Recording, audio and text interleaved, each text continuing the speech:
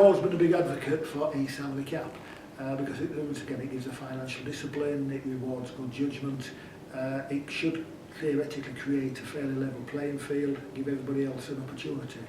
You know, at the end of the day, the salary cap needs to be what the industry can afford. Some clubs can afford to spend more, some clubs can't even afford to spend what the limit is. So, to my mind, we can't afford to raise our salary cap until the vast majority of clubs are able to spend. Otherwise, we'll get a Premiership-type football league where only 3 or 4 clubs consistently dominate and will attract all the best players, and that's not really what our game wants or needs.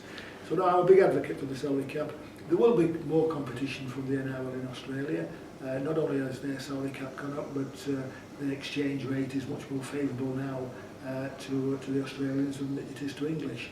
But I don't see that as a real problem. I think we will continue to produce quality players.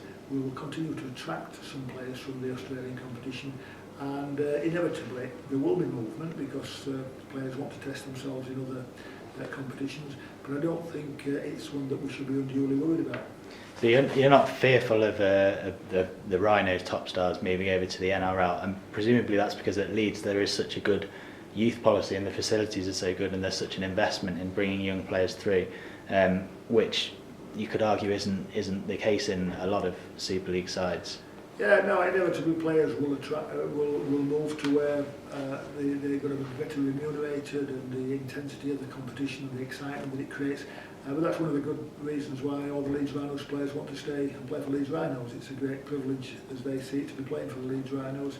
They publicly stated that none of our players are looking to move. Their ambitions are with Leeds Rhinos and in most cases with the England Rugby League team.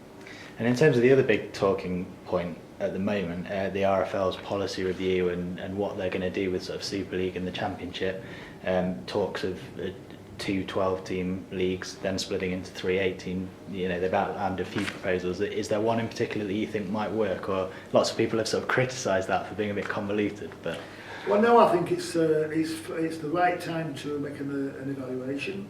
We've had licensing in now for 5 years, and I think that licensing has been a very positive thing.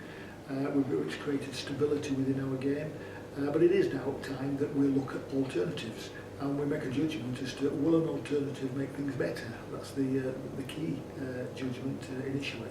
And there's some interesting proposals. I think the straight up and down promotion relegation year after year doesn't work. It doesn't work for our sport. I don't think it works for rugby union or rugby league. And it's very different. Rugby of both codes is very different to soccer. Soccer have got a big, very vibrant league below their elite league. Well, we don't have in either code of rugby. We've got a vibrant competition, but it's vastly different to the professional demands of the Super League or the Premiership.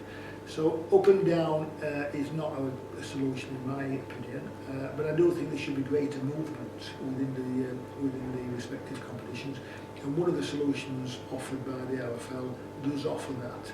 So I think now is the time for debate and scrutiny and analysis, and ultimately we would hope and trust that the game will get the judgment right.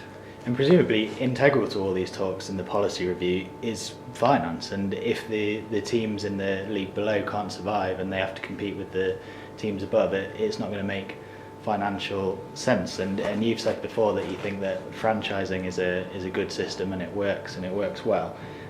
So from that point of view, if one of these changes were to come in, which does involve promotion and relegation, do you think that the financial stability of rugby league clubs is being adequately addressed, or will it sort of go down the road of rugby union where London Welsh are in trouble and that kind of?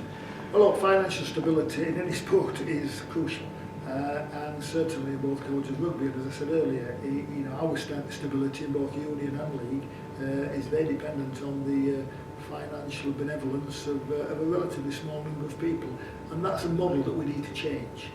Businesses should be able to be standalone, and we should be able to compete and grow and not be dependent on benevolence.